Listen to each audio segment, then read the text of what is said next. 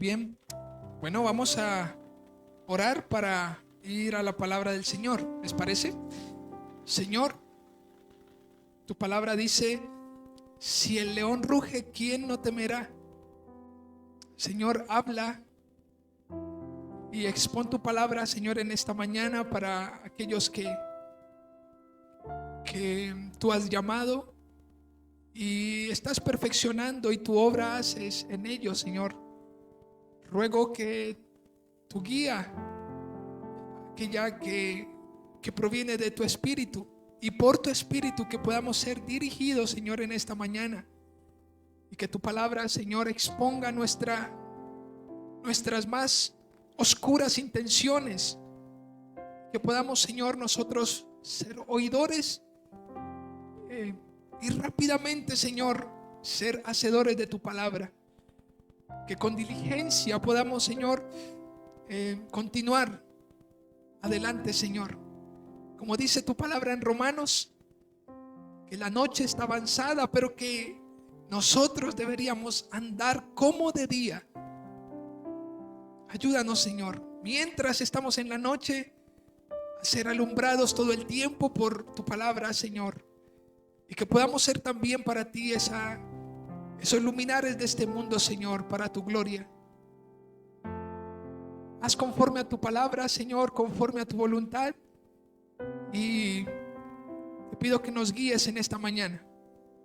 Santifica tu palabra, Señor, glorifícate en medio de ella. En Cristo Jesús, amén y amén. Bueno, familia, simplemente es un texto, no es el texto central de la predicación. Lo voy a decir antes de mencionarles el título. Se encuentra en Oseas capítulo 10, versículo 1 y 2. Israel es una frondosa viña que da abundante fruto para sí mismo. Conforme a la abundancia de su fruto, multiplicó también los altares. Conforme a la bondad de su tierra, aumentaron sus ídolos. Está dividido su corazón. Ahora serán hallados culpables. Jehová demolerá sus altares, destruirá sus ídolos. Este es un texto que aparece en el libro del profeta Oseas y expone una realidad del pueblo, y es que Israel, siendo muy fructífero, teniendo abundante fruto para sí mismo, ellos, conforme tenían abundante fruto para sí mismo, conforme a eso multiplicaban también sus altares, y esos altares ponían el corazón en contra del Señor. Es interesante porque si ese pueblo fue una frondosa viña, si ese pueblo fue fructífero abundantemente, fue por la gracia divina, por Dios. Dios fue el que los puso en una tierra, y esa tierra ellos hasta el día de hoy se encuentran. Es una tierra, es la tierra de su herencia, de su heredad, ¿verdad? Dios les prometió una tierra y hoy por hoy en esa tierra ellos se encuentran. El peligro de la abundancia de aquellas cosas que fueron multiplicándose como fruto era que también con el mismo fruto se multiplicaban los altares. Y pues el texto en el versículo 2 está diciendo: está dividido su corazón. Está dividido su corazón. Un corazón dividido es un corazón que es inestable, que es de doble ánimo.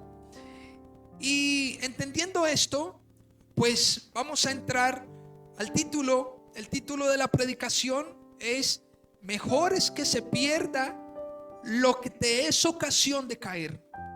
Mejor es que se pierda lo que te es ocasión de caer. Mejor es, aunque sea fructífero, aunque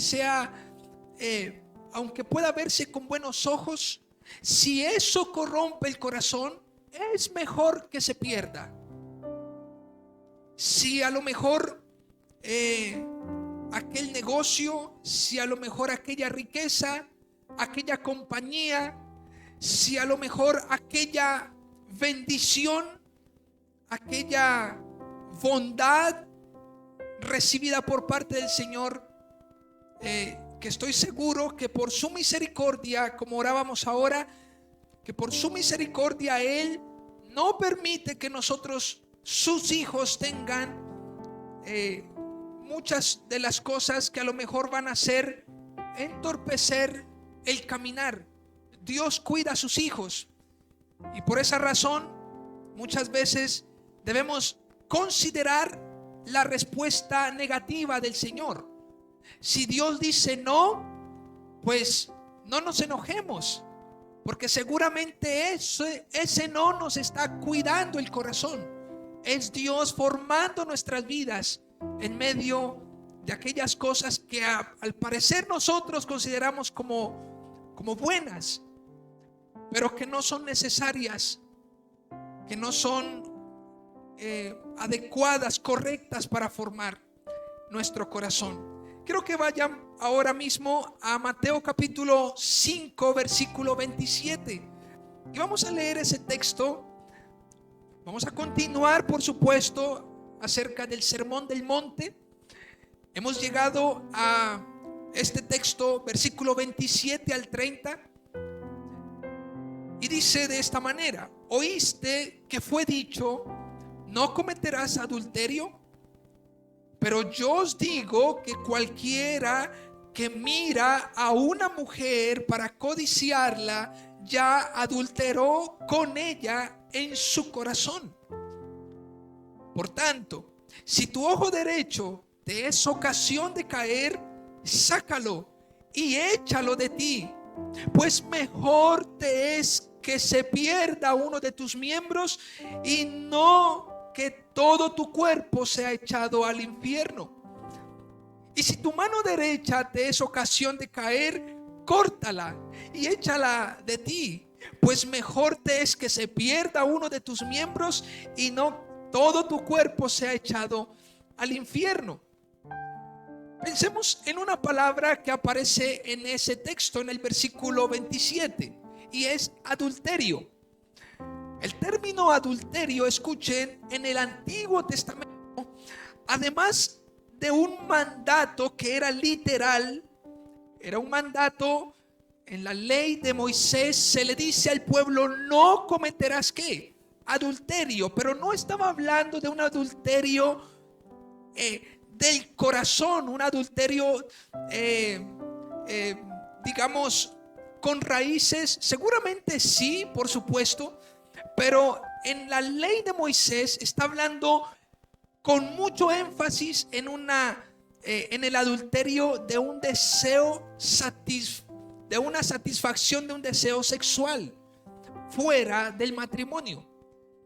El Señor estaba hablando, y es un mandato literal, está diciéndole al pueblo en ese mandato: no adulteren. Si están casados, no tengan una relación sexual por fuera del matrimonio. Pero también en el Antiguo Testamento se utiliza en un lenguaje metafórico la palabra adulterio, y esto lo hace para describir la infidelidad del pueblo hacia Dios, la idolatría y sus prácticas. Entre otras cosas, el pueblo estaba prostituyéndose, idolatrando, practicando cosas incorrectas que el Señor no había mandado. Pues eso lo vemos en Jeremías 3, del versículo 14, del versículo 6 en adelante al 14. Jeremías capítulo 6, mire lo que dice, por favor. Hablando acerca de su pueblo, el Señor dice en el versículo 6: porque así ha dicho,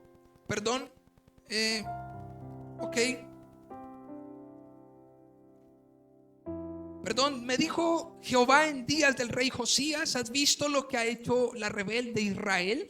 Y está hablando como si fuera una mujercita, como si Israel fuera una mujercita. Y está diciendo: ¿has visto lo que ha hecho esta mujercita Israel?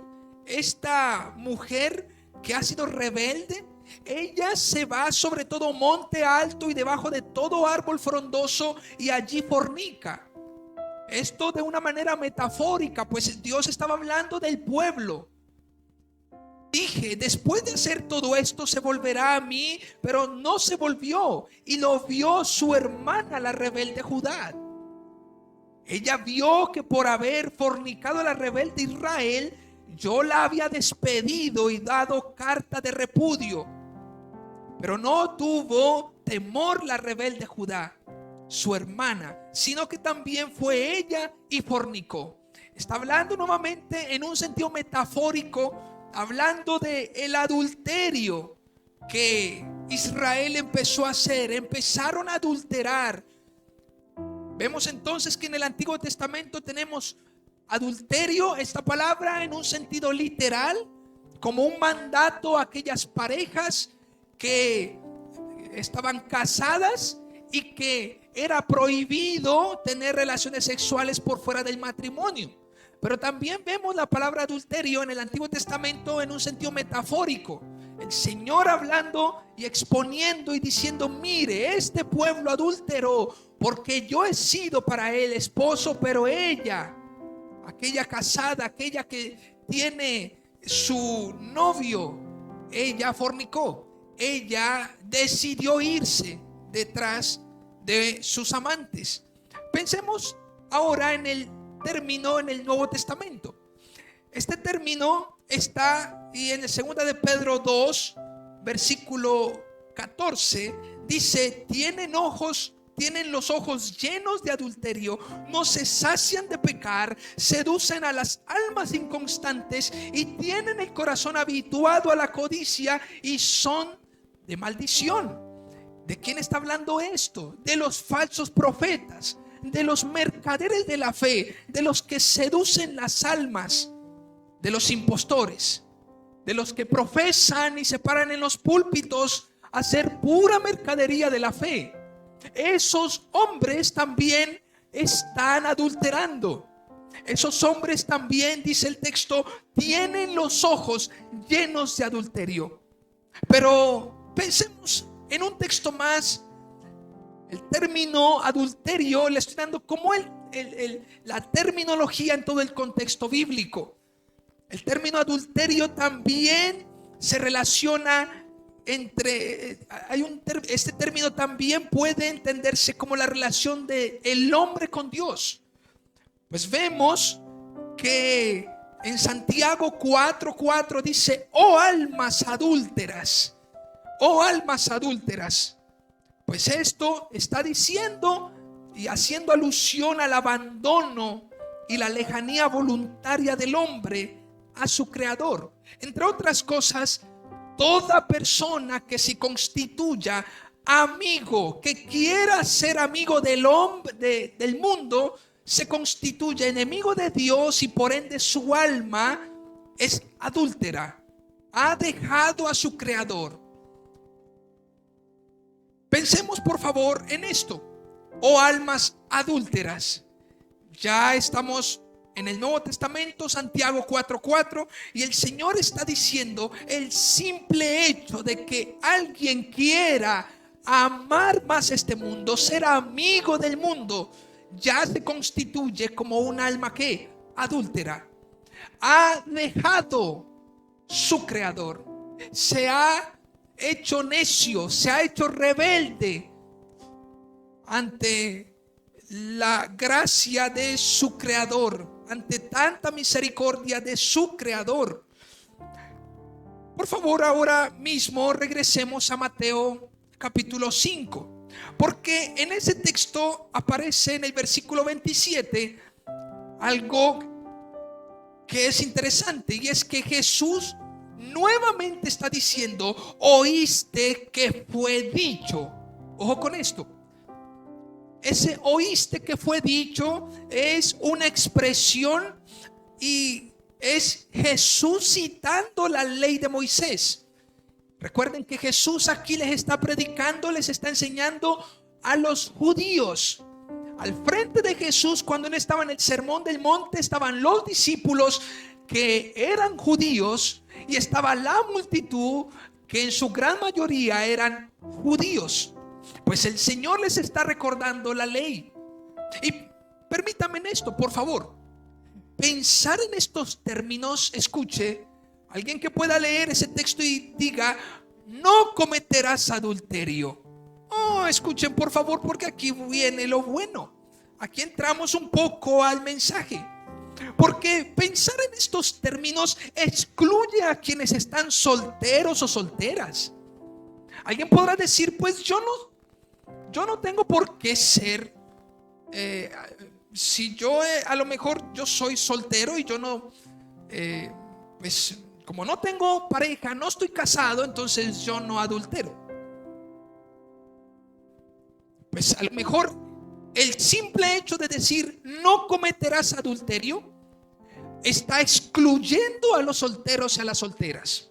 En cuanto al mandato de la ley mosaica, alguien podría decir que aquel mandamiento solo aplicaba para aquellos que estuvieran casados, eximiéndole de la responsabilidad y culpa.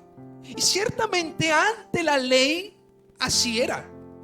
Ante la ley, si usted no estaba casado, pues usted no podía ¿qué? Transgredir un mandato como lo es no cometer adulterio, porque no estabas casado. Pero viene Jesús y nuevamente, como decíamos el domingo anterior, no nos deja en la orilla, sino que nos mete a bogar mar adentro. Y entonces en el versículo 28 nos damos cuenta la profundidad de lo que significa el adulterio. Escuchen por favor. En Éxodo 20:14 dice la ley, no cometas adulterio, no cometerás adulterio. En el decálogo, estoy hablando de la ley de los 10 mandamientos de Dios, esta regla tiene lugar en la acción. Escuche por favor. Si una persona transgrede ese mandamiento, pues todo el peso de la ley puede ir delante de la persona o sobre la persona porque transgredió el mandamiento. El viernes que estábamos en el tiempo de oración, yo les decía algo, y es que estaríamos haciendo simplemente parte del trabajo si enseñamos a nuestros hijos, escuchen abuelos y abuelas, si estamos enseñando a nuestros hijos simplemente los 10 mandamientos, estamos simplemente haciendo parte del trabajo. Porque cuando leemos el versículo 27 y 28, en el versículo 28 Jesús no deja simplemente la ley expuesta. Jesús va mucho más allá de la ley que se conoce. ¿Cuántos me están siguiendo? Decirle a su hijo, no matarás. Mira que la ley dice, no matarás. Entonces nuestros hijos crecerán creyendo que no son pecadores por cuanto no han matado a nadie. ¿Están conmigo? Eso era lo que nosotros pensábamos antes. Cuando yo llegué a los pies del Señor, cuando el Señor por su gracia me rescató, yo decía, Señor, pero yo no he matado a nadie. Hay personas más peligrosas que yo. Y entonces con eso estaba pensando que yo no debía pedir ni perdón ni debía arrepentirme de nada. Hay personas que dicen, yo no debo arrepentirme de nada, de que yo no he matado a nadie.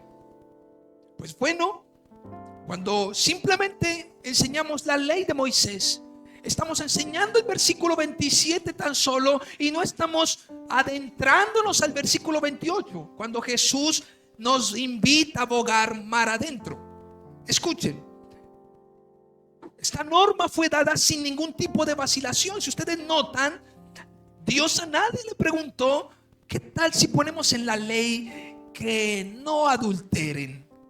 ¿Qué te parece? Pues Dios no le está preguntando a nadie. Simplemente fue un mandato sin vacilación. Dios así lo constituyó. ¿Quién fue el que dijo no cometerás adulterio? Dios. Y Dios lo hizo sin ninguna vacilación. pues el mandato es firme aunque no se exponga a las consecuencias del mismo. Escuchen por favor, cuando usted lee Éxodo 20:14, usted va a encontrar que lo que se da es un mandato, pero no las consecuencias del mismo. Y sabe que las consecuencias, lo vamos a ver ahora, del adulterio es no solamente algo feo, sino que es algo vergonzoso y afecta la honra de todos aquellos que cometen adulterio.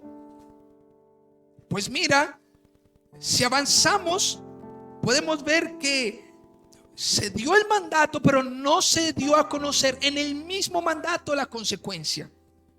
Dios conoce el alcance que desencadena dicha transgresión. Es lo mismo que el Señor le dijo a Adán y Eva. El Señor no le dijo a Adán y Eva: a lo mejor si ustedes comen de ese fruto, a lo mejor ustedes van a vivir en un mundo desastroso, donde se van a arrepentir de haber comido ese fruto. El Señor simplemente le dijo: no participen del fruto. El Señor antes, por gracia, nos da las razones para que nosotros entendamos el porqué de sus mandatos. Él es misericordioso. Pero permítame, por favor, Él conoce el alcance y por eso dio este mandato. Escuchen por favor, piensen por favor en alguien que haya adulterado. Piensen en la necedad de alguien que haya cometido adulterio. Permítame por favor decirle que todo se desborona en su vida. Hay una afectación no solamente vergonzosa a nivel personal, sino que además su familia, sus hijos y las relaciones socioafectivas, comunitarias, todas se afectan. Todas se afectan, familia. La expresión en el texto, no cometerás adulterio, es una citación veraz y vigente, entre otras cosas, para aquellos que están casados o que piensan y tienen planeado casarse. La citación es vigente, no ha dejado de ser un mandato divino. No porque vino Cristo y entonces él no vino a lo mejor a abrogar la ley, Él vino a cumplirla. Así que, pues bueno, podemos darnos unas canitas al aire, ¿no? No, el mandato es vigente. Todo cristiano que esté casado no debería cometer adulterio. Es vigente y seguirá vigente hasta que Cristo venga por su iglesia. Ahora, es interesante porque esta prohibición, este mandato no surge, reitero, de una cuestión del hombre. No surge como que el hombre dijo: ay, pues coloquémonos un mandamiento. ¿Qué tal si nos colocamos el mandamiento de que una vez tengamos nuestras esposas o las esposas, los esposos, pues que no tengamos relaciones sexuales con nadie? Este mandato, el génesis de este mandato fue en el corazón de Dios. Dios fue el que constituyó por su naturaleza este mandato. Ahora, esto tiene mucha razón, porque Dios es santo y porque Dios es fiel a su novia. Dios es incapaz de ir a habitar debajo de árboles frondosos y prostituirse dejando su novia sola. ¿Están conmigo? Cristo nunca lo hizo, nunca no lo hace y tampoco nunca jamás lo hará, nunca lo hará. Nuestro Dios es fiel, Él es fiel, Cristo es fiel a su esposa, a su iglesia, y jamás nunca lo vamos a ver debajo de árboles frondosos, prostituyéndose y yendo en pos de sus amantes. Él fue el que dio el mandato. Las medidas para que quienes adulteraban en aquel pueblo eran drásticas. Por favor, Levítico 20:10, escuchen simplemente, ténganlo allí presente, si pueden ayudar en la pantalla. Levítico 20:10 dice, si el hombre, esto es acerca del decálogo, habla del mandato, si el hombre cometiere adulterio con la mujer de su prójimo, el adúltero y adúltera indefectiblemente ¿qué? Serán muertos. A ambos, los que cometían el adulterio, ambos eran muertos. Sin embargo, aunque sus consecuencias eran rigurosas, aún los mismos religiosos de manera voluntaria eran infieles. ¿Eran qué? Con mañitica y por los laditos, y sin que nadie se diera cuenta, eran infieles. Eso lo vemos en Jeremías 23:14, cuando dice: y en los profetas, escuche, en los profetas de Jerusalén he visto torpezas. Cometían adulterios y andaban en mentiras y fortalecían las manos de los malos para que ninguno se convirtiese de su maldad. ¿Qué maravilla es esto? Digo maravilla en cuestión de ¿qué es lo que está diciendo la Biblia? Que los religiosos del pueblo, los profetas del pueblo, cometían adulterios.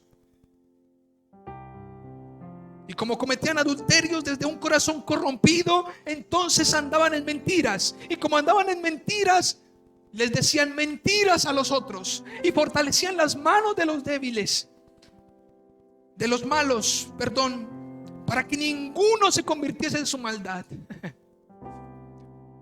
Pues si aquel está cometiendo un adulterio, ¿qué garantía o qué ética va a tener para reprender y amonestar al pueblo? Por eso aquel que enseña las Escrituras debe actuar en santidad, debe vivir conforme a las Escrituras, con un corazón puro, santo. Ahora, esto no es de nosotros. Esto es por la gracia del Señor que nos permite hacerlo, familia.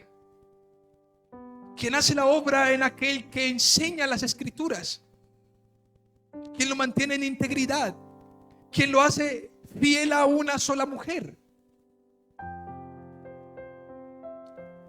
Dice la palabra: me fueron todos, en Jeremías 23:14, me fueron todos ellos como Sodoma y sus moradores como Gomorra. Había demasiada perversión en los religiosos de la época. Dios en el Nuevo Testamento, escuche, nos permite llegar al punto clave del surgimiento del adulterio. En el Antiguo Testamento, escuchen, simplemente Dios está diciendo: no cometan adulterio. Pero la gran revelación que viene a traer Jesús es: ok, Marcos 7:21, porque de dentro del corazón de los hombres salen los malos pensamientos, los adulterios, las fornicaciones, los homicidios. Wow. Entonces empezamos a ver con otros ojos. Ya la ley no es tan solo no cometan adulterio. Piensen por favor en un niño que está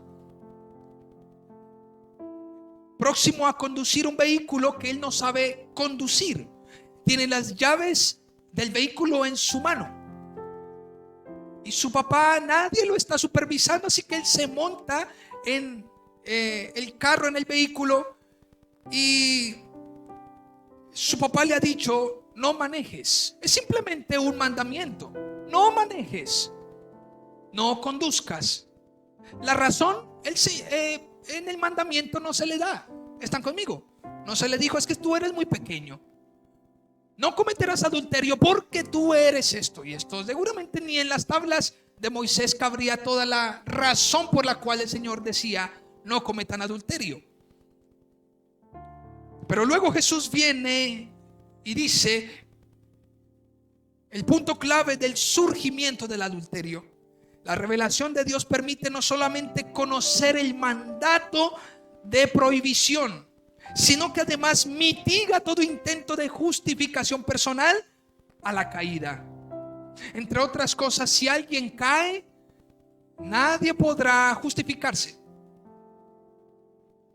Porque el simple hecho de decir es que es en el corazón propio donde nacen los adulterios, eso mitiga cualquier intento de culpabilidad a la otra persona. Es que ella me sedujo, es que él me sedujo, es que yo caí en adulterio porque es que la persona que está allá me picó el ojo, me sonrió, me tentó. Pues finalmente, familia, lo que está diciendo el texto es: esto es una obra de la carne, en Gálatas 5:19. Y la obra de la carne no es algo del vecino, del prójimo tan solo. No es como que yo caí por él. Usted cayó porque usted fue ¿qué? Actuó en su carne. Porque quisiste satisfacer el deseo de ¿qué? Propio de la carne. En Gálatas 5:19 dice: y manifiestas son las obras de la carne, que son adulterio, fornicación, inmundicia y lascivia. Sus consecuencias son imborrables. El hombre que cometa adulterio, sus consecuencias son ¿qué? Imborrables. Miren lo que dice Proverbios 6 del 32 al 33. Pero el hombre que comete adulterio es un necio total, dice la Biblia, porque se destruye a sí mismo, será herido y deshonrado, su vergüenza no se borrará jamás. Se destruye ¿qué? A sí mismo. Proverbios 6, 32 al 33.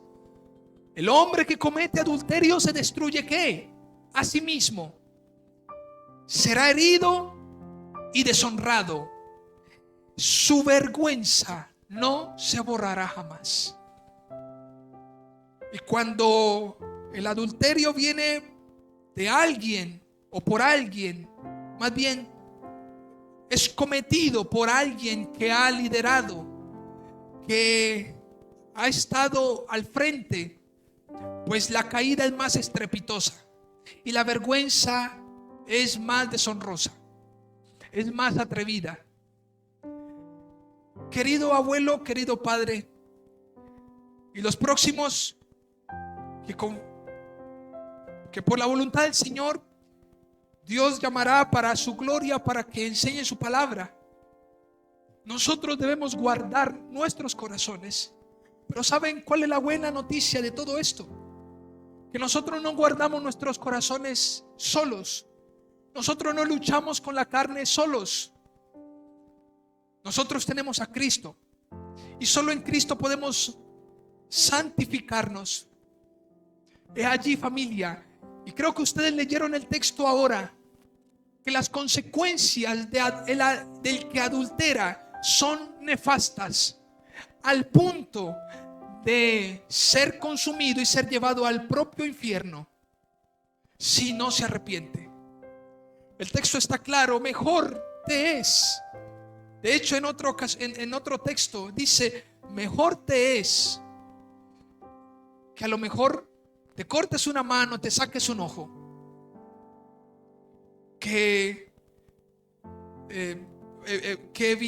para evitar ser enviado al infierno. Escuchen, quien cometa el adulterio no heredará el reino de Dios. Eso está en 1 Corintios 6:9. El que cometa adulterio no heredará el reino de Dios. ¿No sabéis que los injustos no heredarán el reino de Dios? Dice la escritura. No erréis, dice el texto, ni los fornicarios, ni los idólatras, ni los adúlteros, ni los afeminados, ni los que se echan con varones,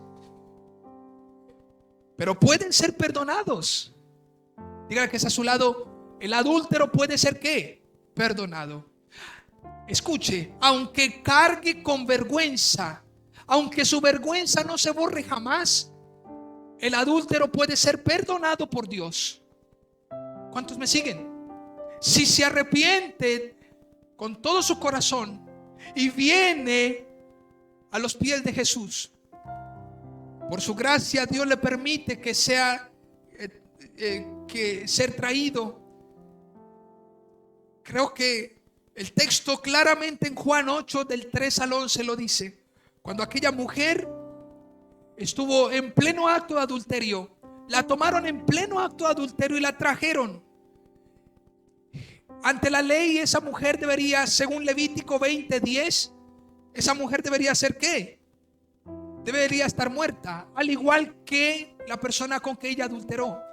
Pero es hermoso cómo la compasión y la misericordia del Señor dice: ¿quién de los que estaban allí te juzgó?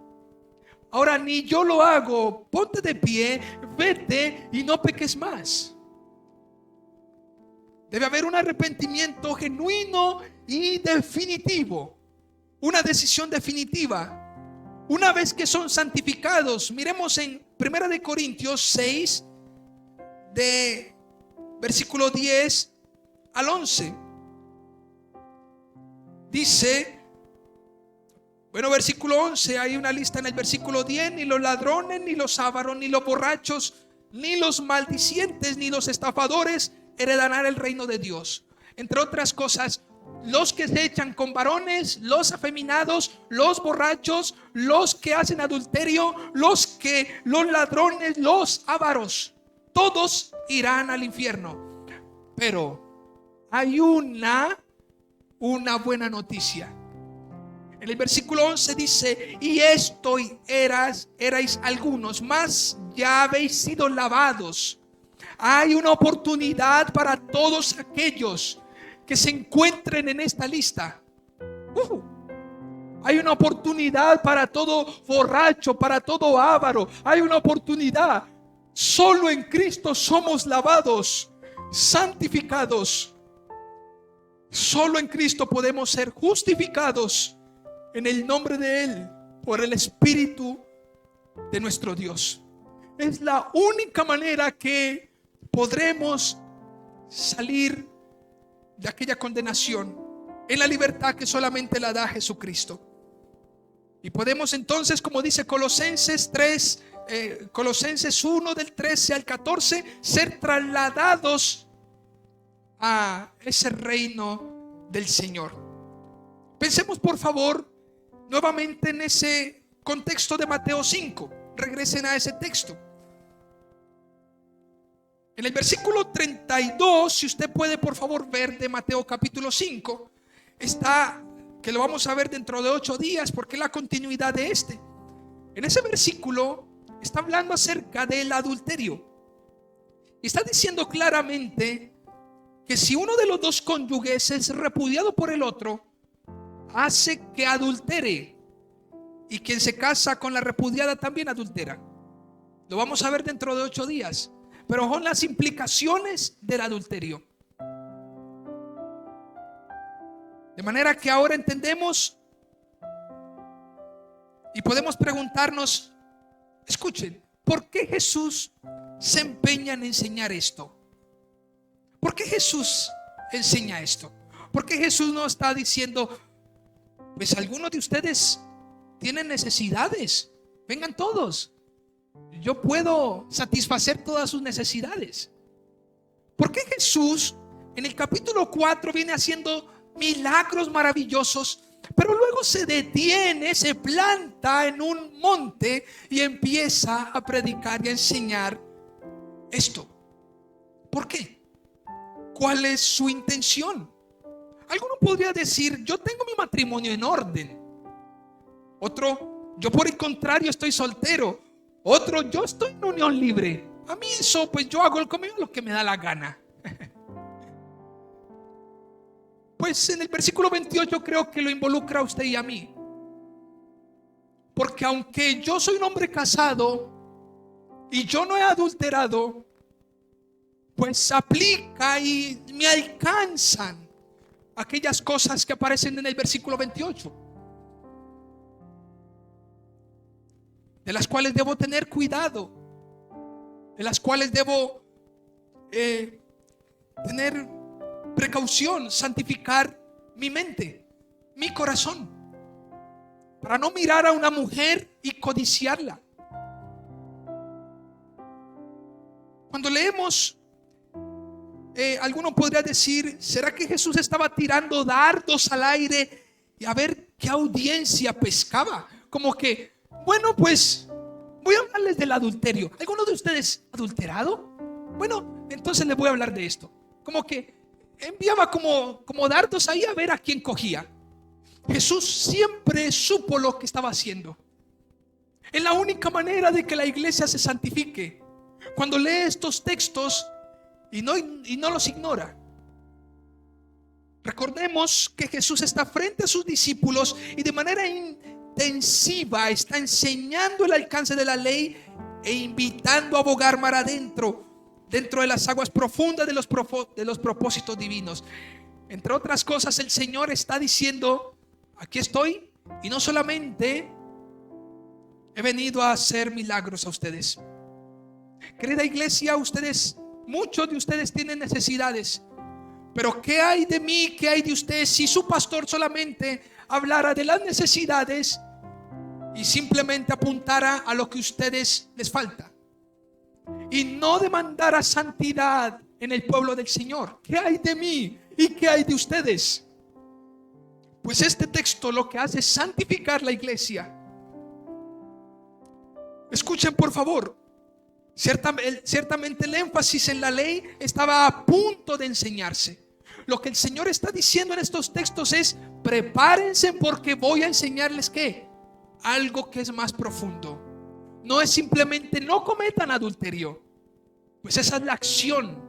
Pero Jesús está ahora haciendo un énfasis en el punto clave, en la raíz. Ahora, escuchen, la obra de la cruz nunca fue para alcanzar a aquellos que habían adulterado como una acción resultante a su carne. Otra vez se los digo, y lo voy a decir despacio para que usted lo entienda.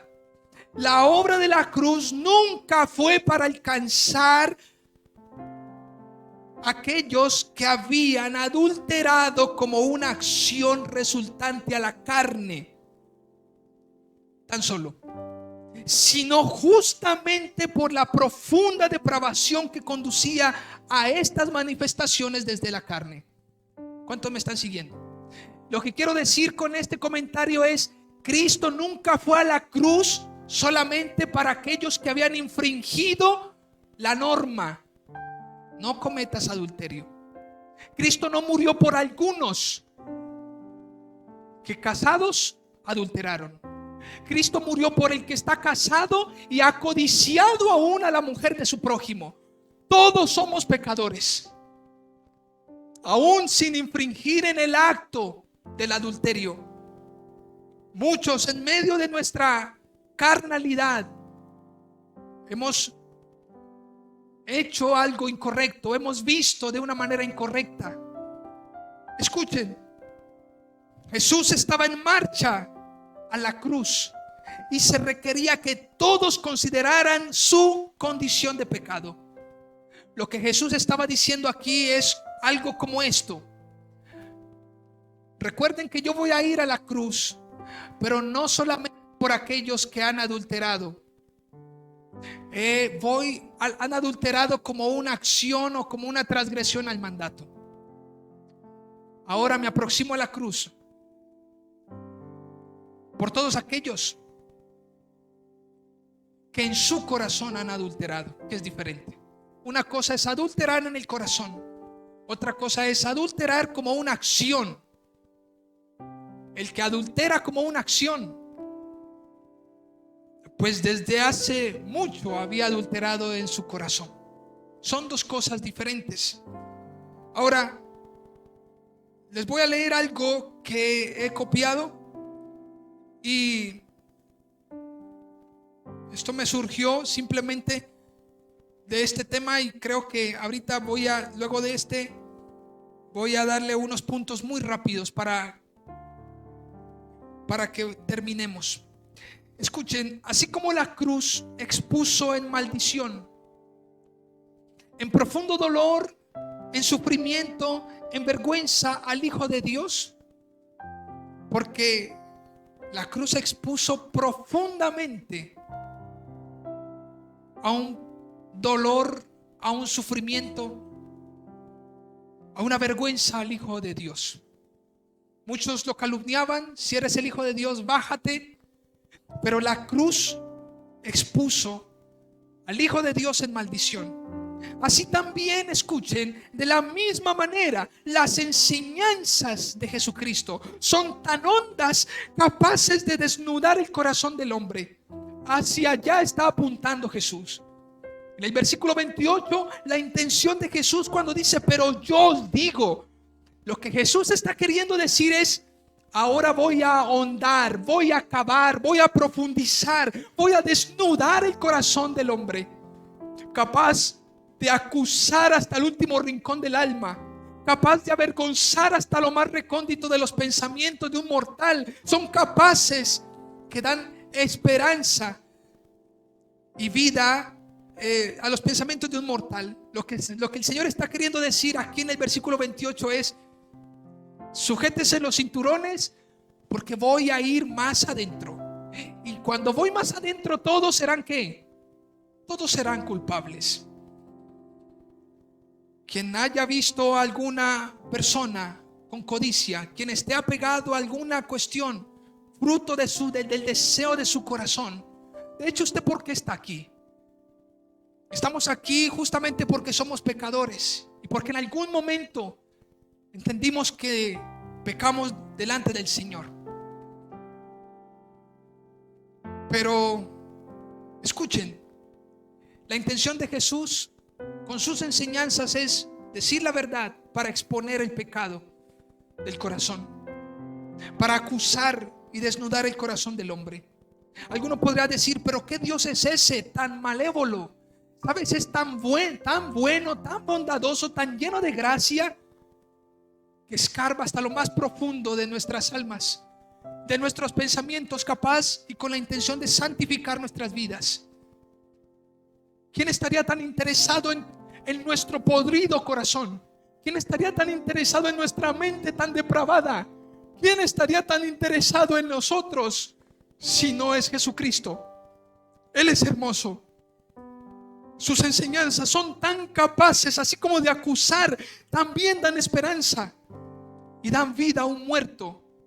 Tan capaces que luego de encontrar al pecador ajeno a sus mandatos y a su existencia, lo convence de vivir para él, y como si fuera poco, su alcance es tan insondable que el descenso a las prisiones eternas solo fue una muestra de su capacidad ilimitada para luego sentarse en las alturas como rey en control de lo visible e invisible. El Dios de la Biblia es aquel que está en los extremos, pero también está en el centro. Está al final, pero también al inicio. Es tan hondo, pero además tan alto. Él simplemente lo llena todo en todo. Dios, Jesús, estaba ahora en este texto diciéndole nuevamente con un corazón compasivo, diciéndole a las personas: ok, aquí estoy, para que se den cuenta de cuál es la severidad de lo que ustedes son.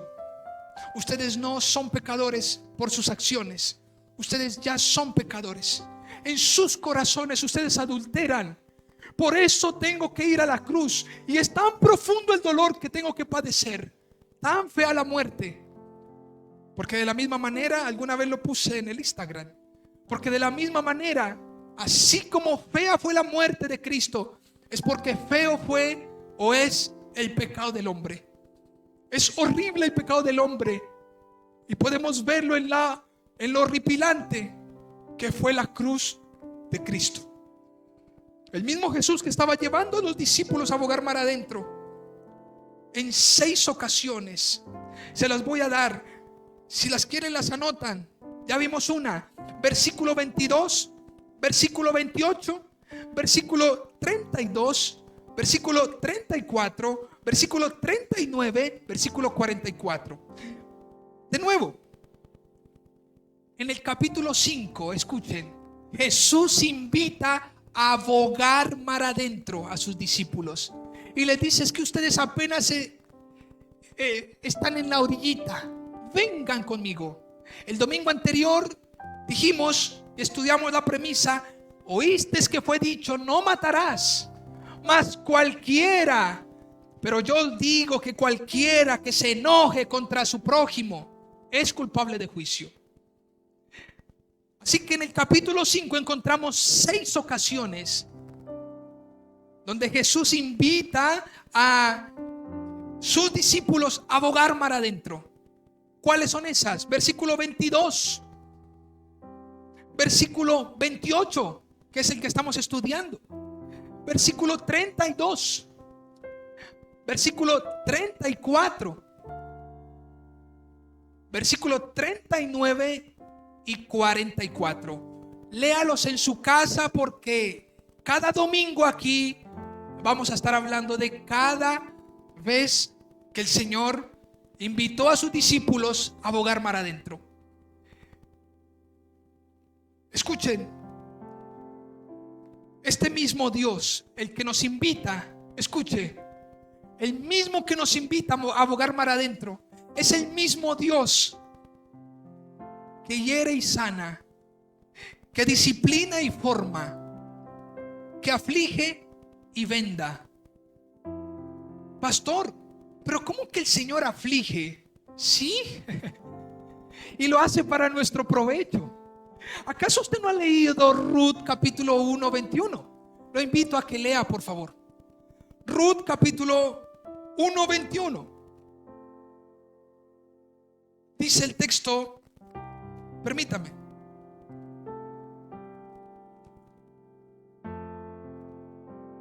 Oh, ¿los tienes allí? Ok, ahí está. Yo me fui llena, dice Ruth. Yo me fui llena, pero Jehová me ha vuelto con las manos vacías. Wow, pero es que Dios es el que llena las aljabas, es el que bendice, el que prospera, sí, pero también el que deja las manos vacías. Pastor, ¿cómo dices eso? Claro. ¿Y sabes por qué lo hace? Para tu bien.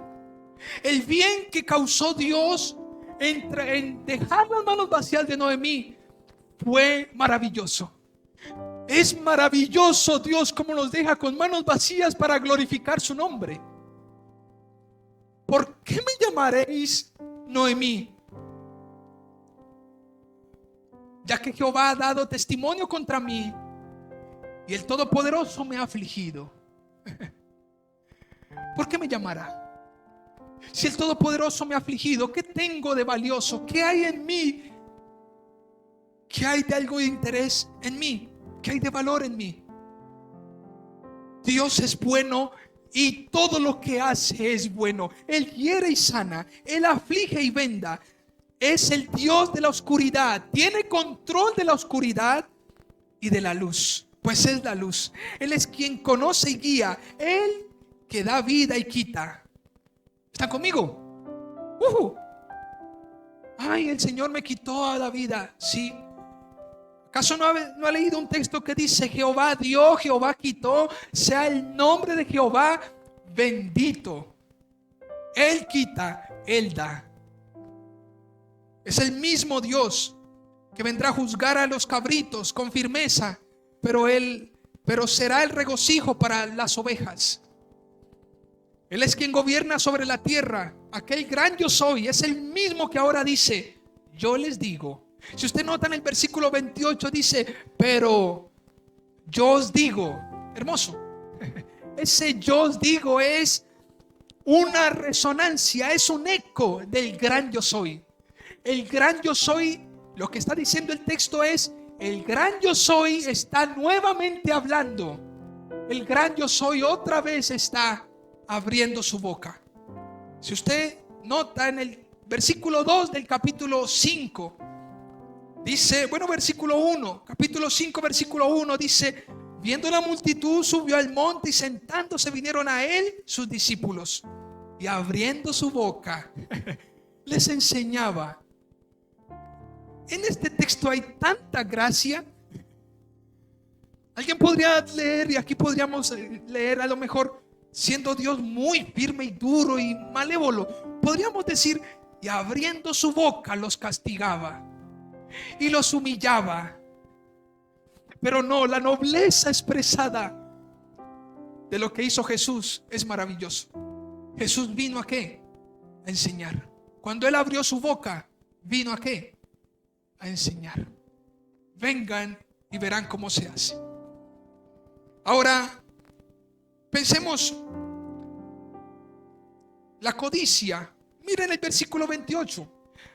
Cualquiera que mira a una mujer para codiciarla, ya adulteró con ella en su corazón. La codicia, ¿qué es la codicia? Es un deseo desmesurado por poseer lo que le pertenece a otro.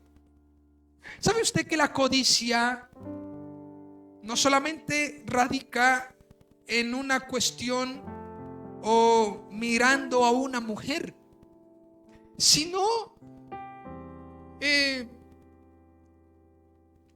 tratando de satisfacer algo que nuestros propios deseos quieren para sí mismo? Eso es codicia. Es interesante porque Jesús lo está elevando a la máxima potencia. Jesús no está hablando acerca de la codicia como codiciar un auto. Jesús está hablando de la codicia a una mujer. Lo está elevando a la máxima potencia. Aquella mujer que le pertenece a otro. ¿Sabe quién codició? Y que hoy por hoy su nombre es recordado, no con santidad pura y pulcritud, sino con baches en su vida. David estuvo en el tejado y viendo a la mujer, la codició. Y entonces la trajo para sí, siendo ella de otro. Y la tomó para sí. Esto es un deseo egoísta y descontrolado. Aquel que da gabela a la codicia es porque no tiene un dominio propio. Vemos en Acán. Acán codició los tesoros prohibidos. ¿Recuerdan? En Josué capítulo 7 versículo 1. Ahí está. También vemos en Miqueas.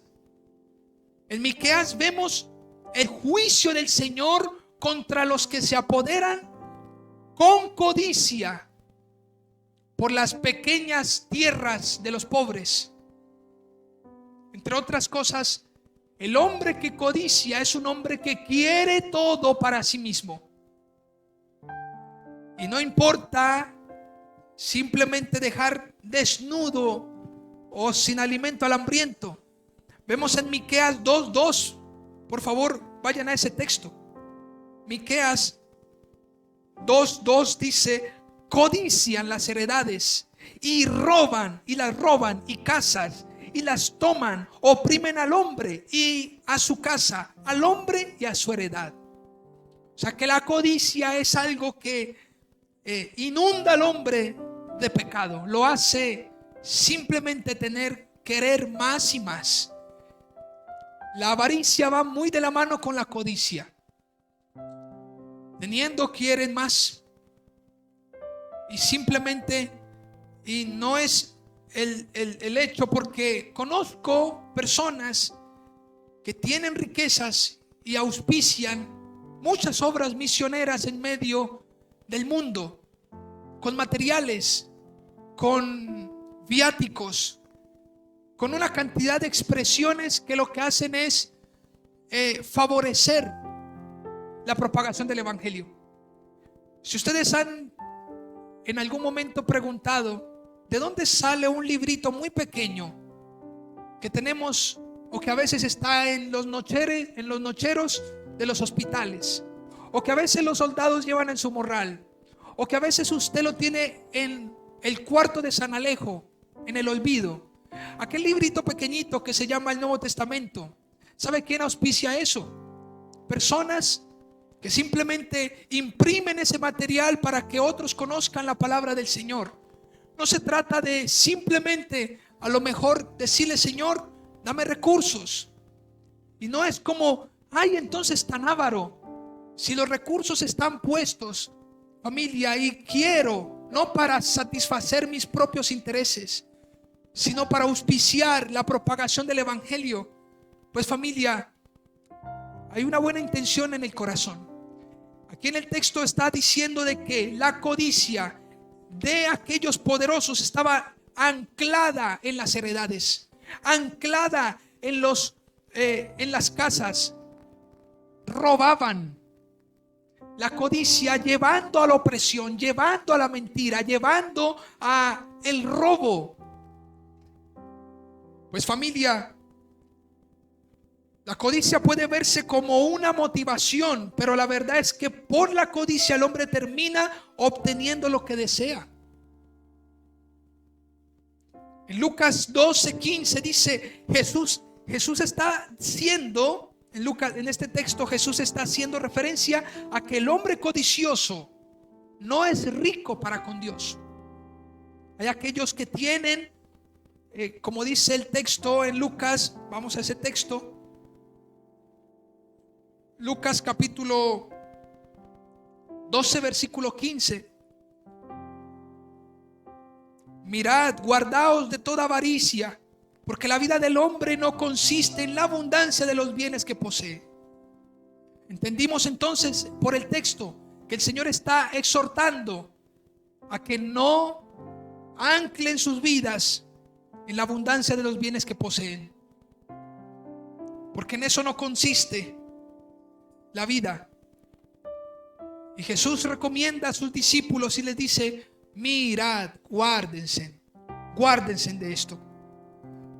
De manera que en Mateo 5:28, regresen a ese texto, está enseñando acerca del alcance de la codicia. Es interesante porque la relaciona con el adulterio. Escuchen, enseñando de esa manera que el hecho de desear para sí ya adulteró con ella en el corazón. Muchos dirán, pero solo he pensado. Sí, el hecho, escuche por favor, el texto dice: cualquiera que mira a una mujer para codiciarla. Escuchen, el hecho no está consumado. Bueno, dicen, solo he pensado algo, solamente está en mi pensamiento, en el corazón, nadie lo sabe. Pero el hecho está consumado. La escritura enseña que el hecho se consumó por la codicia. Entre otras cosas, escuche, no hay necesidad de adulterar en el acto.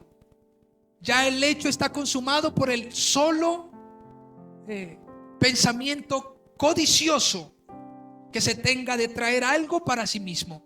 Ya en ese momento el pecado ha sido consumado.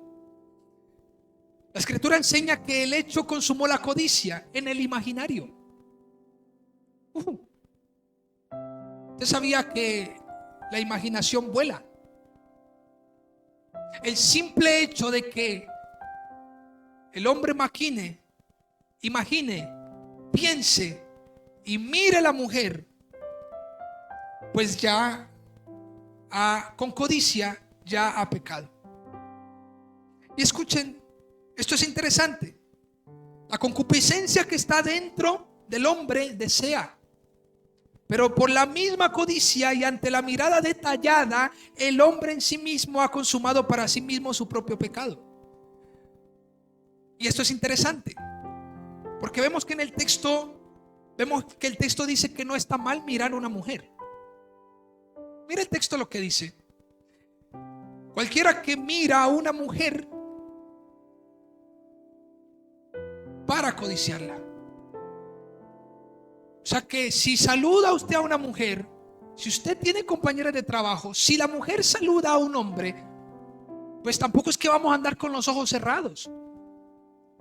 No es el hecho de que yo no pueda ver, es el hecho de que mi corazón codicie, lo desee para sí mismo, quiera satisfacer un deseo propio, carnal, que como vimos ahora es netamente una obra de la carne. En este sentido, en aquella mirada ya hay consumación de pecado.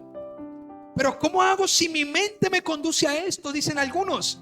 ¿Cómo saco esto de mi mente? Si cada vez que estoy por ahí quiero y a lo mejor veo la persona y deseo, el deseo está latente. Pues la única manera es Romanos 12:2, Primera de Corintios 2, del 12 al 16, Segunda de Corintios 10:5, la única manera. Derribando todo argumento y toda altivez que se levanta contra el conocimiento de Dios, y llevando cautivo todo pensamiento a la obediencia a Cristo.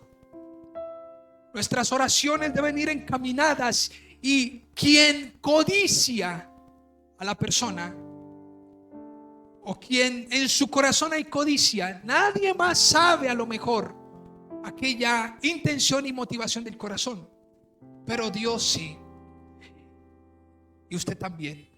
Así que nuestras oraciones deberían estar encaminadas ¿a qué? Si usted codicia un tesoro, si usted codicia un dinero, si usted codicia algo, pues deberían nuestras oraciones estar encaminadas ¿a qué? A satura nuestra mente de tu palabra. Pero escuche, y aquí viene una pauta publicitaria. Esto no es mágico, como decíamos en algún momento cuando leímos el texto. Esto no es como que viendo novelas, viendo El Desafío, viendo Yo Me Llamo, viendo tantas cosas, pero sin nutrir la mente.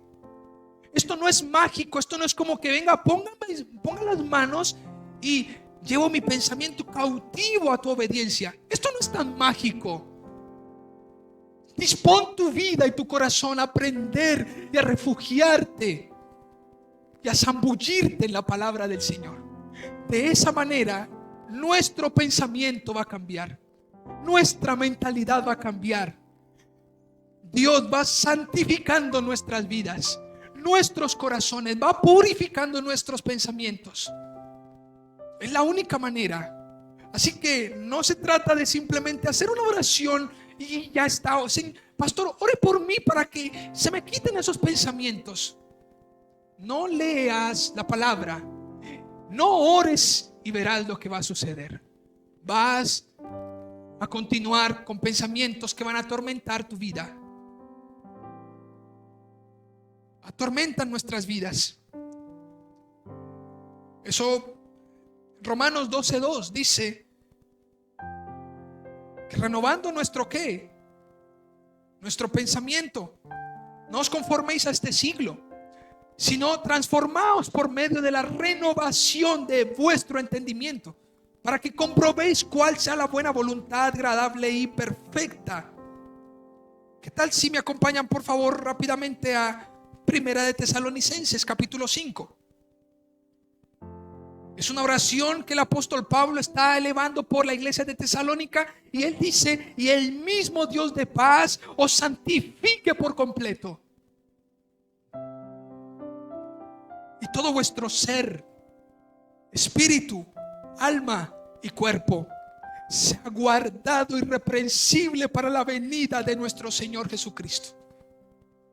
O sea que cuando Dios penetra el ser humano, lo hace en totalidad. Él es aquel que todo lo llena en todo. Él satisface, Él suple, en Él estamos completos. Pero pensemos en tres cosas para terminar, muy puntuales. Una pregunta: ¿qué te es ocasión de caer? ¿Qué te es ocasión de caer? Pregúntese eso. ¿Qué le es ocasión de caer a usted? Es interesante porque el pasaje hace alusión a algo propio del ser. Nótese que en el versículo 29 dice: por tanto, si tu ojo derecho, no está diciendo si el ojo izquierdo del otro, estaba diciendo si el ojo tuyo, si lo propio, si lo que usted tiene, que puede controlar, que puede echar fuera, que puede quitar. Si tu ojo derecho te es ocasión de caer, sácatelo y échalo de ti. Por eso el título de la predicación es mejor que se pierda aquello que me es ocasión de caer. Es mejor que se pierda. Y obviamente en el versículo 29 y 30 es un sentido figurado que hay allí. Imagínense, pues usted cortándose la mano de manera literal o sacándose los ojos. Escuchen, hasta los que no ven, los invidentes, aplica este texto. Porque el problema no es del ojo literal, como un órgano. El problema es que por los ojos entra. Es más, dice en 1 de Juan capítulo 2, dice que los deseos de los ojos, la vanagloria de la vida y los deseos de la carne no provienen de Dios, mas todo el que hace la voluntad de Dios permanece ¿qué? Para siempre. Así que, ¿qué te es ocasión de caer? Entendiendo que hay cosas internamente que al ser tentadas por factores externos, escuchen, del mismo. Piense por favor en el versículo 28. ¿Dónde estaba la mujer? ¿La mujer estaba adentro o estaba afuera? Estaba afuera. Hay factores extrínsecos del hombre que desde lo interior hace que se consuma el pecado. Ni siquiera es en el mismo acto. Pues vemos en el texto esto. Es interesante que la mención nos lleva a preguntarnos en qué es ocasión de caer. Entendiendo que ocasión es aquello que pasa, que aparece y desaparece. Si usted nota, el texto dice: si tu ojo derecho te es ocasión. La palabra ocasión tiene que ver con tiempo, con algo que apareció y luego ya no está.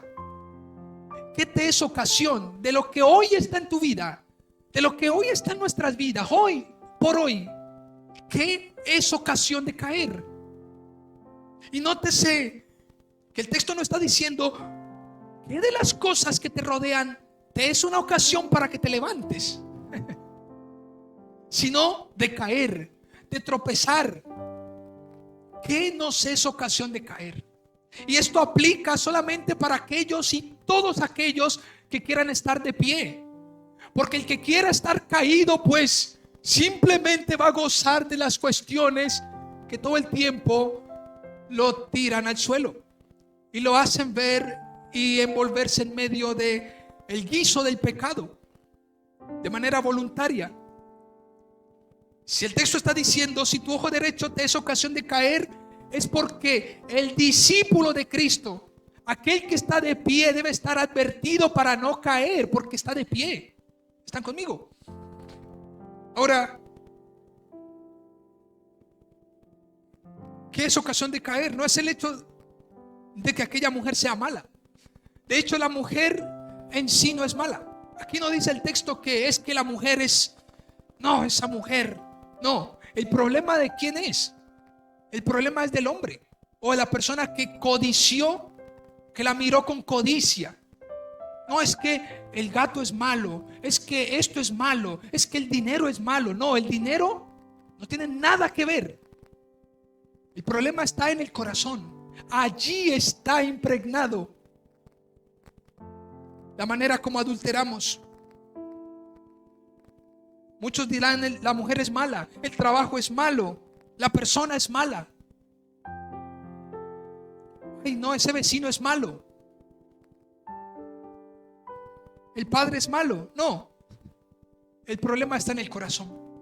Es como estamos viendo aquello que está por delante. Ese es el problema. ¿Cómo estamos enfrentando aquello que está por delante? Piensa por favor en qué está por delante de tus ojos. Ciertamente la responsabilidad del pecado no está en aquello que está por delante, sino en la manera como estoy considerando lo que está por delante. El problema no es lo que está por delante, el problema es cómo estoy considerando lo que está por delante. Mire familia, empezamos a leer Oseas capítulo 10. Israel, una viña frondosa. ¿Qué tenían por delante? Un fruto maravilloso, una abundancia total.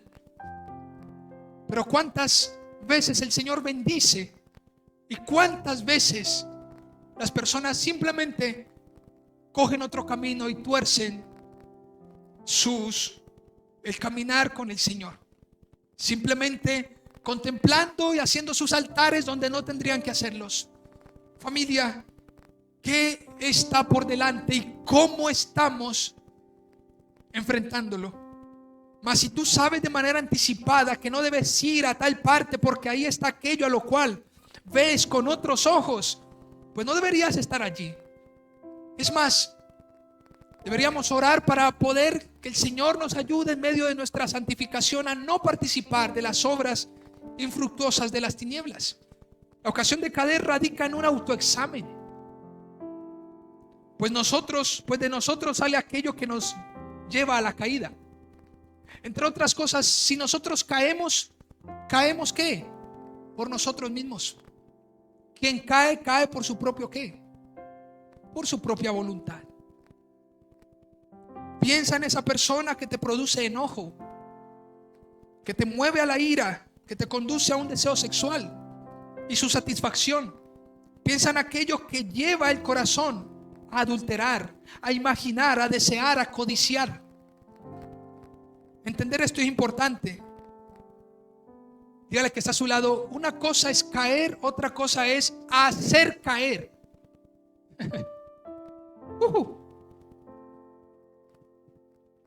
¿Cuántos me siguen? Una cosa es que caiga, otra cosa es que haga caer. Y para esto el Señor dice con firmeza: mejor les fuera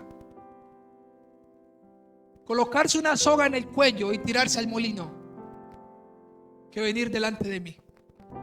Mejor les fuera. Ninguno que haga tropezar a estos pequeñitos, dice la palabra. Que Dios, como dicen por ahí, y esto lo digo entre comillas de una manera más respetuosa, que Dios nos coja confesados. Porque, familia, una cosa es que usted caiga, otra cosa es que haga caer, que haga tropezar. ¿Sabe usted que el discípulo de Cristo debe comportarse con una altura bastante, con un testimonio alto, ejemplar? Tenemos errores. ¿Cuántos tenemos errores en medio de nuestra marcha? Pero vamos puliendo nuestras vidas. El Señor nos ayuda. Número 2, hay una expresión que aparece allí y es: échalo de ti. Dice: si todo derecho te es ocasión de caer, sácalo y échalo de ti. El contexto anula, escuche, el contexto anula la posibilidad de echar fuera al diablo y sus demonios. Entre otras cosas, este contexto no está diciendo: pues si usted a lo mejor está sintiendo una codicia, está viendo como con otros ojos a otra persona, entonces simplemente reprende al diablo, échalo fuera, sal fuera de mí, sal fuera. Esto no es así. El contexto y échalo de ti no está hablando de échalo como si fuera una poción mágica. También echar a una ocasión externa fuera de ti, como si esto simplemente fuera: lo saco y lo dejo como si me quitara el saco y ya está. Como el enemigo que afecta al inocente. Claro está que la distancia que debe haber entre participar de las obras infructuosas de las tinieblas y la búsqueda de vida piadosa se encuentran debido a los contextos, influencias. Esto está claro. Entendiendo esto, debo considerar que si algo o alguien no es provechoso, pues no debería proveer para aquello que alimenta la carnalidad. Entre otras cosas, la expresión échalo de ti es una expresión definitiva de arrepentimiento. Es una decisión propia para no seguir nutriendo y alimentando aquello que envenena y nos conduce a la condenación eterna. Permítame, por favor, esto un momento. Les voy a leer algo rápidamente. Sí, creo que está acá. Sí, creo que está aquí. Hay un animal. Esto son algo de las cosas que yo escribo. No lo he publicado, pero dice, el título es: al hombre su dieta le causa su propia muerte. Al hombre su dieta le causa ¿qué? Su propia muerte. Porque el hombre carnal que hace ingesta de alimentos carnales y mundanos, pues eso lo conducen ¿a qué? A su propia muerte. Encontré un animal que se llama de la siguiente manera. Permítame porque no lo he subrayado. Oh, por Dios. De hecho se llama Yasdurus. Así se llama. Es un animal que es un marsupial. El Yasdurus del norte de Australia, escuchen, está en peligro de extinción. Y gran parte de la culpa la tiene la misma especie. Ellos están en peligro de extinción, pero la misma culpa la tienen ellos. O al menos su apetito. Este marsupial carnívoro se alimenta de un tipo de sapo introducido en Australia a principios del siglo XX. Entre otras cosas, el hombre llevó un sapo a Australia y ese sapo se lo está comiendo ¿el qué? El Yasdurus. Se trata por tanto de una especie invasora denominada sapo de caña. Lo curioso es que su carne es venenosa para los Yasdurus, por lo que está acabando con estos animales nocturnos parecidos a las ardillas. La dieta de este animal está siendo un problema para él mismo. La dieta del ser humano, si sigue comiendo desde su carnalidad, está siendo venenosa y está de manera urgente, debe cambiar su dieta. Familia, diciendo esto, quiero ir a lo último y decirles que el último punto, bueno, de hecho, antes de ir a ese texto, en Romanos 13 del 11 al 14, dice el texto: no proveáis. Y esto tiene que ver mucho con échalo de ti. El no proveer para los deseos de la carne es en Romanos 13, de hecho, Romanos 13, versículo 14: sino vestíos del Señor Jesucristo y no proveáis para los deseos de la carne. Entre otras cosas, para dar lugar a la codicia. La expresión échalo de ti está haciendo alusión a lo propio, a todo aquello que está en mí que me lleva a pecar. Es interesante que hace mención al ojo como aquello que se vislumbra. Nótese que la codicia es aquello que se mira, es decir, aquello que se roba la mirada por más tiempo. Alguna persona decía: si usted mira 2 veces ya pecó.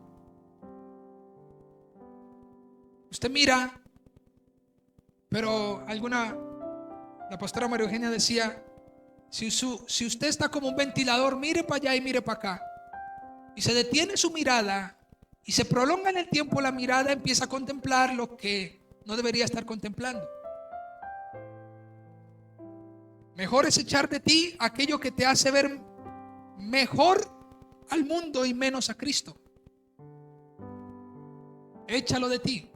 Si algo te está haciendo ver mejor que, ay, wow, está vislumbrado por el mundo, échalo de ti porque no conviene. Nada más los jóvenes dicen: ay, pero es que es tan lindo, es que es tan apuesto. Sí, pero no está en el Señor. No, pues yo lo cambio, yo lo transformo. No has podido contigo mismo.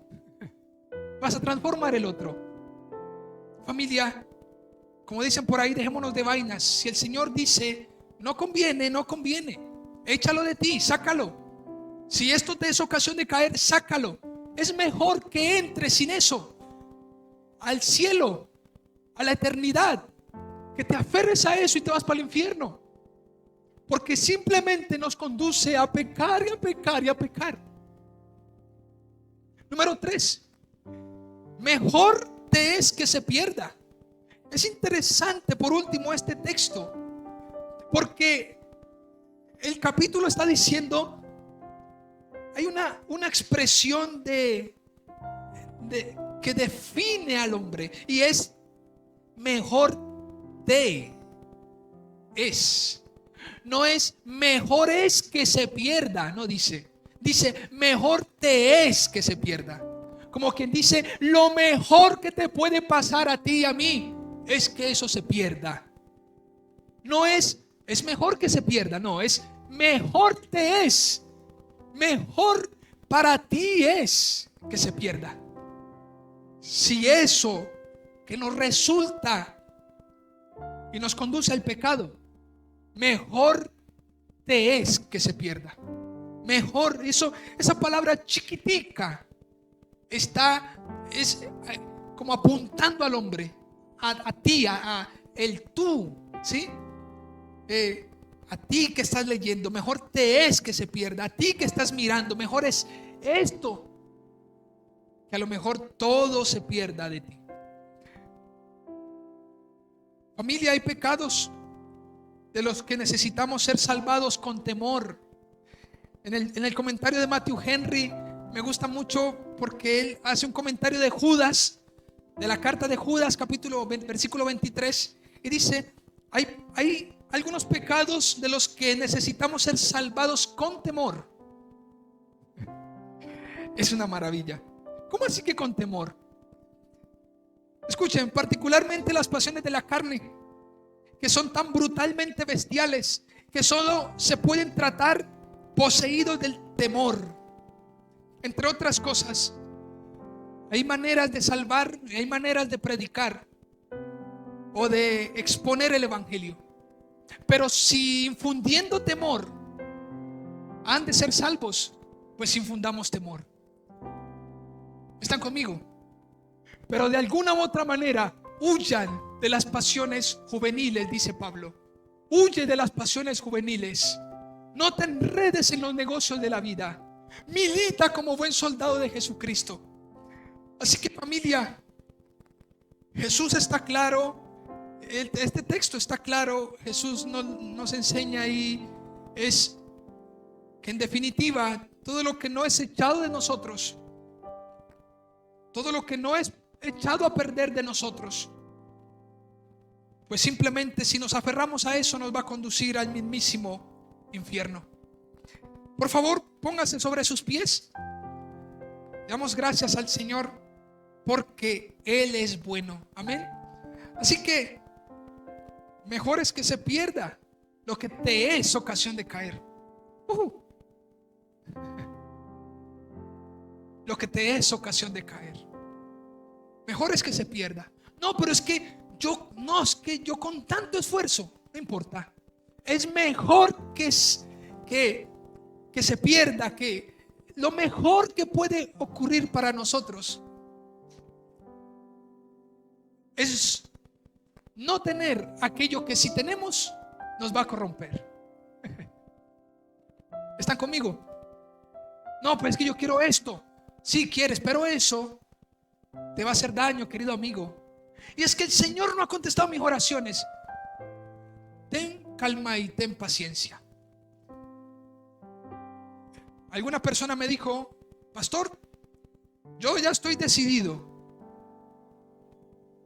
Él, nada de nada, no quiere. Ok, continúa adelante. Agrada al Señor. Sé obediente a tu Dios.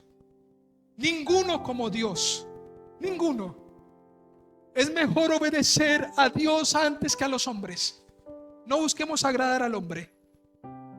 Primero Dios, familia. Vamos a orar al Señor. Amén. Padre, gracias te damos, Señor, porque tú eres tan bueno.